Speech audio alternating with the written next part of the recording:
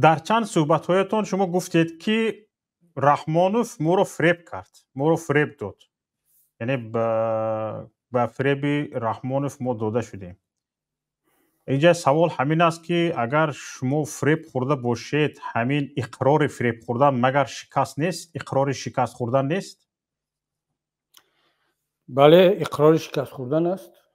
من حالا اعتراف میکنم که ما یک شکستی بسیار سنگینی مقطعی خوردیم. مقطعی یعنی در یکی از مرحله ها، و این رو باید اعتراف کنیم. و این یک شکست یگانه نبود، ما چندین شکست ها داشتیم و چندین اشتباه داشتیم. خب یک سیاستمدار، یک حزب سیاسی مسئول باید اعتراف کند به شکست‌هایش و اصلاح کند خود را، تا اینکه خودش و نسل‌های بعدی دیگر این اشتباه را تکرار نکنند. حداقل همین اشتباه را تکرار نکنند.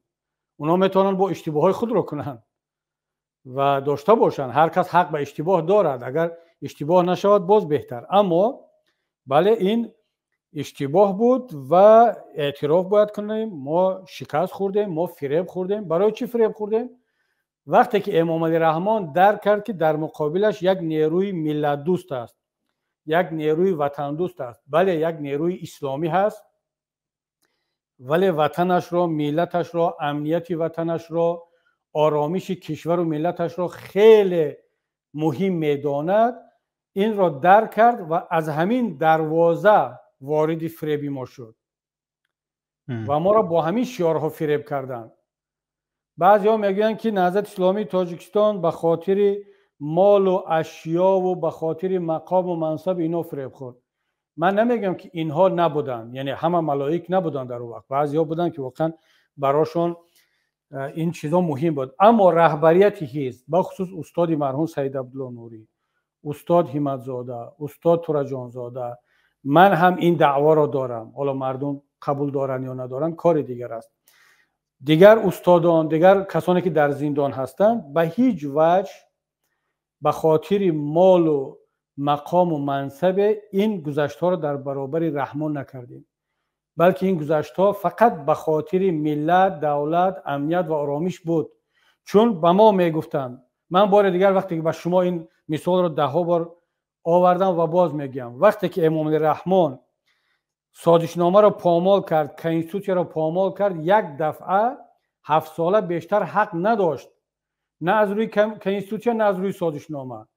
اما چون این را میخواست و میدانست که برای ما مهمترین مسئله امنیت است و آرامش است، از همین دروازه، از همین روزنه وارد شدن.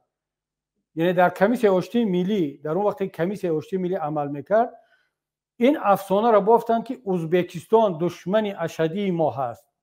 اگر در همین امام رحمان دوره پرزیدنتیش تمام می شود، در وقت انتخابات پرزیدنتی که نفران دیگر می شود، یک نامزد حزب نهضت می ماند، یک تا حزب خلق دموکراتی، یک تا دموکرات، اختلافات با وجود میاد، ازبکستان هجوم میکند، اسلام کریم هجوم میکند و تاجیکستان رو میگیرد.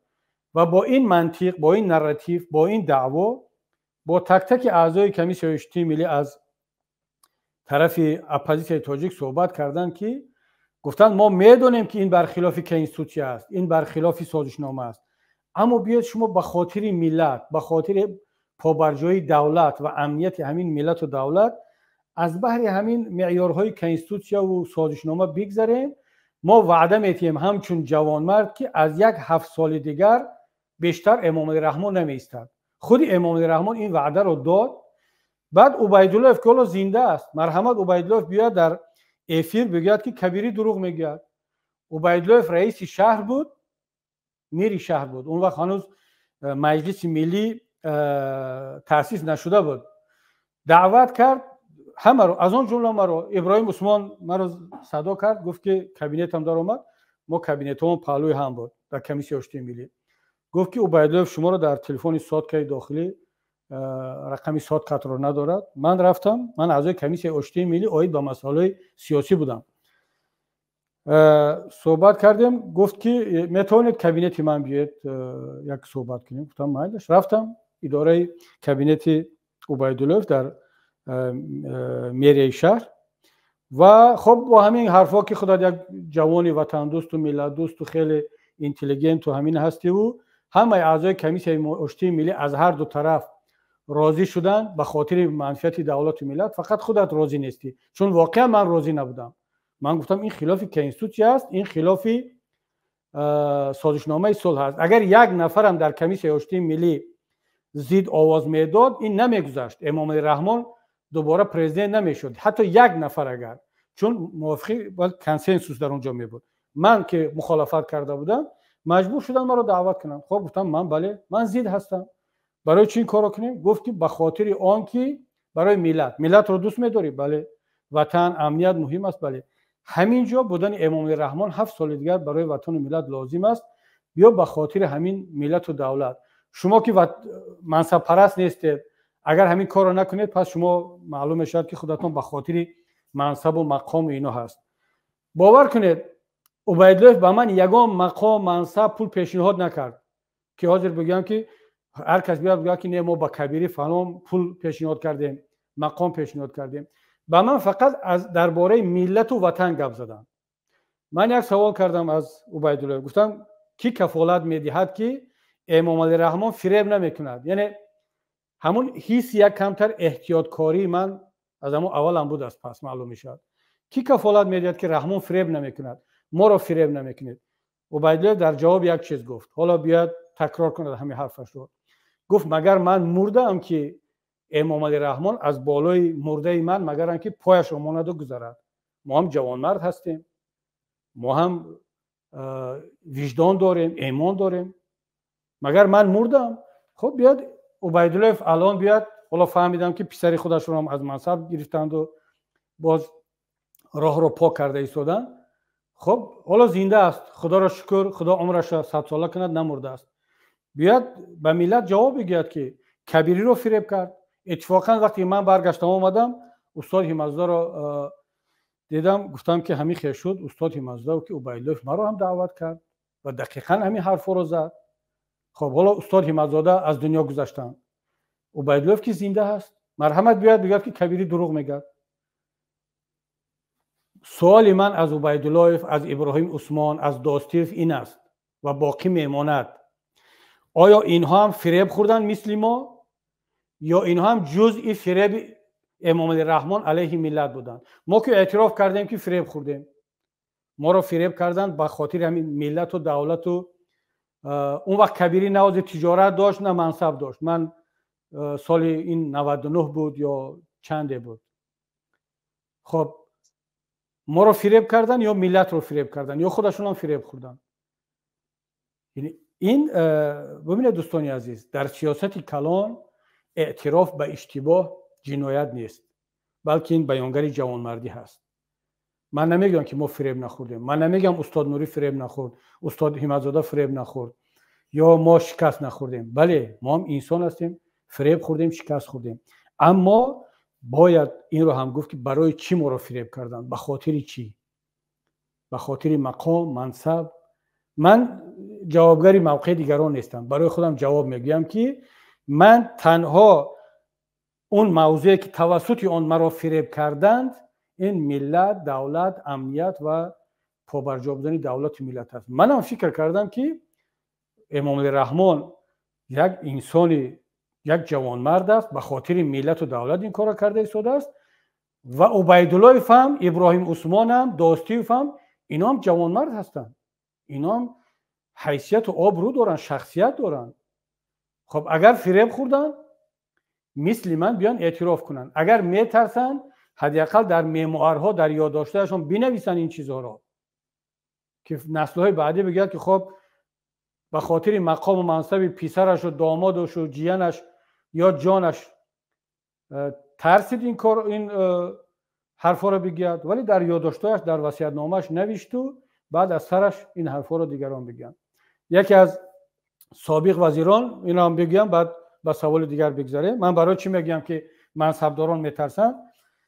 من قبل از آن که همین انتخابات پرزیدنتی 2013 آغاز شد، هنوز قبل از آن که ما کالیسیا تشکیل کنیم و بعد اپای آینی حال نامزد یگانه شد، قبل از این من با یکی از وزیران قدرتی سابق تاجیکستان صحبت کردم، زاده منطقه کلاب. باز تکرار میکنم، وزیر قدرتی سابق تاجیکستان، انسان‌های با آبرو، زاده نامش رو نمیگید؟ بله؟ نامش رو نمیگید؟ نه نامش رو نمیگم. و ما همگی 4-5 نفر افراد داریم که سابق وزیر قدرتی از منطقه ختلان بودند. نامشون رو نمیگم. من با اون کس پیشنهاد کردم، گفتم ببینید ما در نهضت اسلامی تاجیکستان به خاطر آن مبارزه نمیبریم که حتما یک نهضتی پرزیدنت شود یا حتما یک نفر از منطقه زادگاهی من یا از بدخشان یا از زرافشان یا از خوجند از سوق، نه، بگذار یک نفر از منطقه ختلان و کلاه باشد ولی انسانی سالم باشد و تندرست باشد. خب بالاخره همین وطن رو وطنی همه بداند، به خاطر خودش اولادش کار نکند. گفت چی میخوایی؟ گفتن میخواهم، گفتن که اگر راضی باشه که شما نامزد یگانه باشید، نامزدی خودتون رو از یگان حزب اپوزیسیونی پیشنهاد کنید، از حزب نهضت نه، از یک حزب دنیوی. اون وقت حزب سوسیال دموکرات بود، حزب دموکراتی کم و بیش حال و هوای اپوزیسیونی داشت. از همون حزبا پیشنهاد شود، حزب ما جانبداری خواهد کرد، بالاخره یک نفر دنیوی باشد، کلابی باشد، بگذار از همون تیم قبلی باشد ولی انسانی با انصاف باشد مثل خودت، یا یک نفر رو از همون همکاران سابق خودتون پیشنهاد کنید. میدونید چی جواب گفت؟ گفت تشکر، هزار رحمت برای باوری، اما میترسم. گفتم از جانت میترسی؟ گفت نه، من 30 سالم به یک جای رسیده است که دیگر در راه ملتم اگر شهید شوم آماده هستم. من از آن میترسم که این نامردها تمام نبیره و کبیره ما رو نابود خواهند کرد. این حرفی نهضتی نیست، این حرف یک عضو مثلا اینات نیست، این حرفی وزیر سابق قدرتی تاجیکستان هست که به همین امام علی رحمان و به همین فرانت خلقی و به همین حکومت و برای به سر قدرت آمدن و پابرجا ماندن خدمت کرده است و بارها نجات هم داده است. یعنی اکثریت فعالان جامعه را امام علی رحمان به همین خلاصه رسانیده است که آنها خاموشند. به همین خلاصه رسانیده است. برای همین من وقتی که عبیدالله و داستیف و ابراهیم عثمان امروز میترسن این صحبت ها را کنن یا هر کسی دیگر، من اونها را درک میکنم، میفهمم، اما نویسن در یک وصیت‌نامه، نویسن در یک یادداشت‌نامه‌ای که تاریخ آنها را بعد نفرت نخواند که در همین فریب بزرگ ملی شریک بودن، نهضت رو فریب دادن، ملت رو فریب دادن، سازشنامه رو پامال کردن، کنستیتوسیون جمهوری تاجیکستان رو پامال کردن. من مقصدم این چی است؟